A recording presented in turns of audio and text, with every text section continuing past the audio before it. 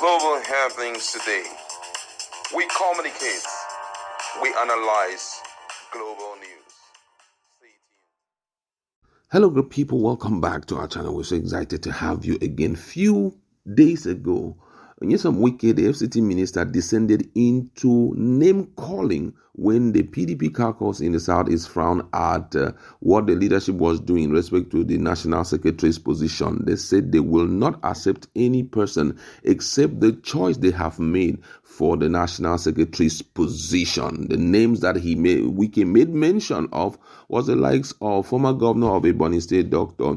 Sam Ego, Achiko Denwa, and another person. But however, Dr. Sam Ego, the former governor of Ebonyi State, has decided to send strong warnings to the minister of FCT and also had given him an idea of what will befall him after now. Let's look at full details of the news. Now, according to the news, the former governor of Ebonyi State, Dr. Sam Ego, has cautioned Minister of the Federal Capital Territory, Nyesom Wike, over uncomplimentary remarks on Southeast leaders of the People's Democratic Party, describing it as reckless and unguided. Southeast leaders in PDP had at a recent meeting frowned on the inability of the national leadership of the party to resolve the lingering crisis over the position of the national secretary of the party, threatening that it would be compelled to reconsider its relationship with the party if the stalemate is not resolved. However, while reacting to what was supposed to be a collective position of Southeast PDP, Wike descended into name-calling by singling out Sam Ego and Chike Udenwa for vilification. Wike had, in an interview with BBC Pidgin, dismissed the threat from Southeast PDP as empty, wondering why former governors like Chike Udenwa and Sam Ego, who produced neither governors and National Assembly members and could not deliver 3% of votes in their state to the PDP, should threaten the party. Ego said he was embarrassed by Wike's veto and wondered why the collective decision of PDP leaders of the Southeast should be narrowed down to one or two persons. In a statement, Ego said Wike's aggression was misplaced and uncalled for. He reminded the former Rivers State governor that he produced his successor while leaving office in 2007. Ego held further that if Wike is beating his chest as someone who produced a governor in his state, it is simply because he left office as governor less than 2 years ago. He said Wike is living on borrowed time as his influence would soon burn out. He challenged Wike to make it possible for the suspended governor of Rivers State, Similare Fubara, to return to office and see whether he, Wike, would be in a position to produce the next governor of his state in the near future. According to Ego, Wike did nothing extraordinary by producing his successor. He reminded Wike again that he, Ego, did not just produce his successor in 2007, but 8 years after leaving office as governor, played a leading role in producing the governor that succeeded Martin Alechi, his immediate successor. He also said that Wike's boastfulness was misplaced, describing it as the fusion of a newcomer who thinks that everything about the system is rosy. He said that Wike will begin to see clearly by the time he spends a reasonable length of time in the inclement weather of politics.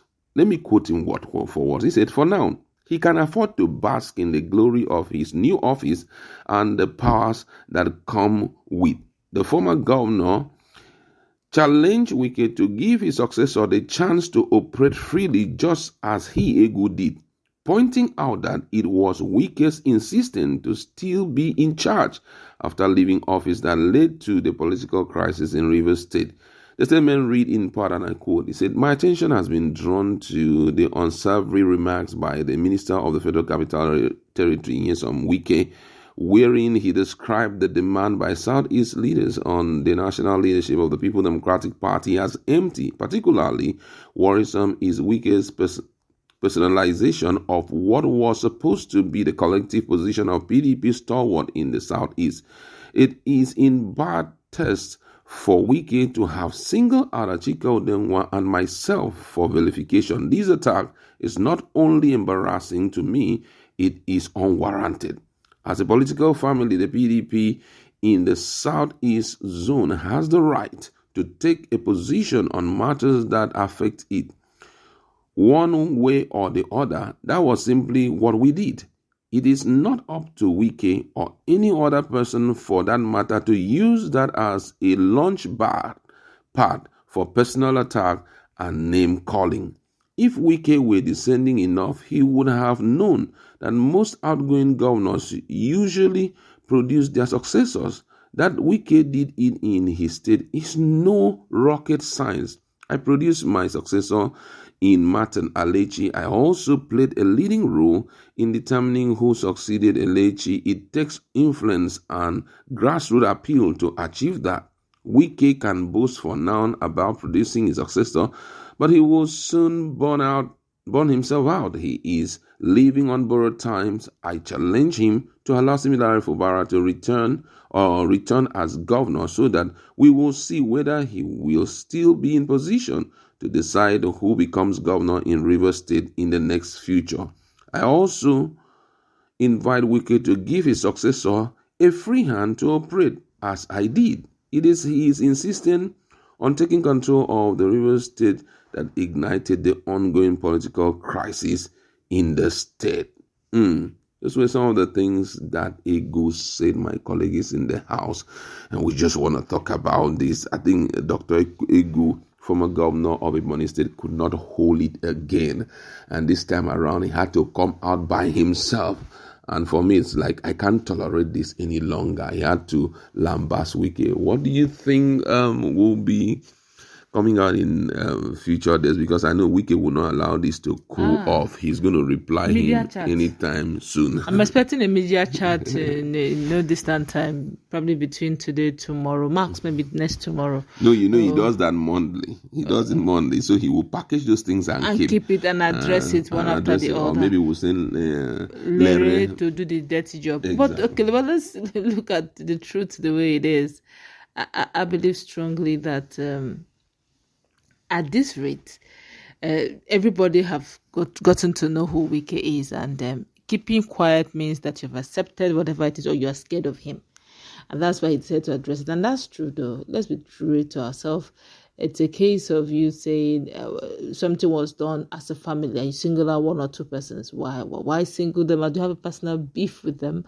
Is there something they have done that you feel that they ought to, that you want to address it, or you feel that you want championing that cause? Whatever the case is, I think the second phase of the war we are going after the election, we have to recover our party. They fight everybody. That Buccaneers have hijacked, vampires have hijacked. We must recover it. That's the second phase of the war we are going to. So everybody should be prepared.